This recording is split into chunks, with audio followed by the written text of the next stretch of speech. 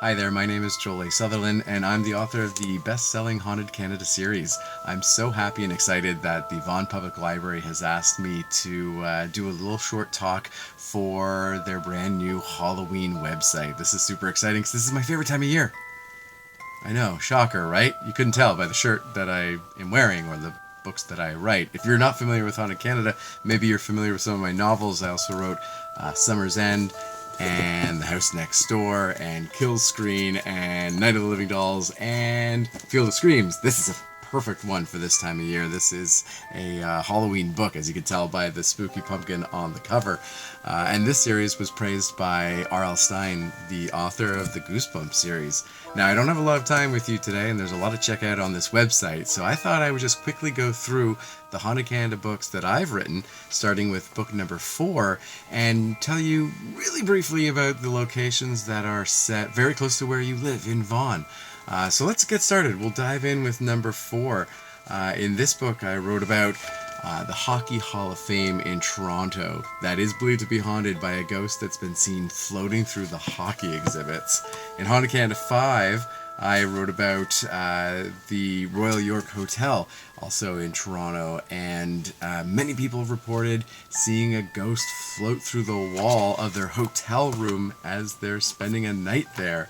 In Haunted Canada 6, I thought I'd tell you quickly about a really cool location, a used bookstore in Barrie that actually had a ghost that was kind of attached to a book, because when somebody bought the book, took it home, the ghost followed them there. And eventually they brought the book back, gave it to the bookstore, said, "I don't want it anymore," and the ghost came back. So obviously this ghost loved to read. In Haunted Canada 7, I've got the scariest story I've ever covered. This is a question I get asked all the time. What's the scariest story you ever covered? It's in Haunted Canada 7, and it is in York Region, actually in Georgina. This is a story called You Could Never Leave, and it's all about this really creepy house that is just filled with spirits. And not just like the nice peaceful ones, but the really mean and nasty ones. This is probably, like I said, the scariest house I've ever encountered in all of my research in Canada, and it's in York Region. So read that one, or if you're already getting a little creeped out, maybe avoid that one. Moving on to number 8 in the series, I thought I'd quickly mention this is one of my favorite locations I've ever covered. In Etobicoke. So this is the famous story of the Etobicoke Poltergeist, and something about this story, just like it's a true story, as all these stories are. They're all true accounts of things that people claim to have witnessed and experienced, and also I do a lot of research. Although this is, as I said, another true story, it just reads like a movie. It's got so many classic elements that you'd expect in a poltergeist movie, with an exorcism and a priest and an attic and all kinds of tricks to try and catch the ghost. Really fascinating stuff. Number 9, we're getting close to the most recent one now.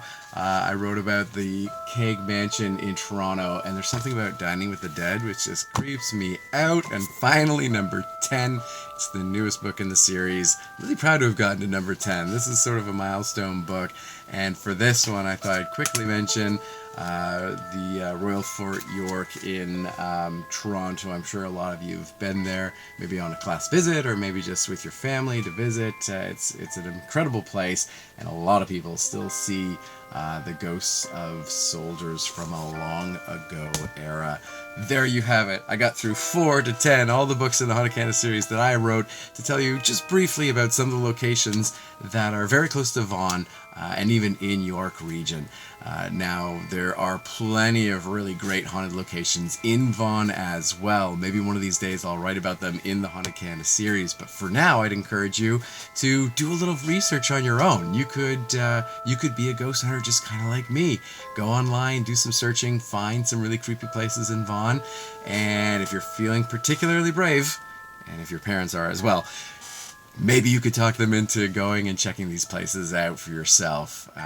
Take your camera along, take some pictures. You never know. You might catch something pretty spooky and fun. So as I said, I love Halloween. I'm all set to go eat 100 chocolate bars now. They're mini, so it doesn't count as being like that many. I think that's how it works. It's math. So thanks again for inviting me here to speak to you all for Halloween. I hope you have a safe and happy holiday. And in closing, I just like to say, take care, everybody.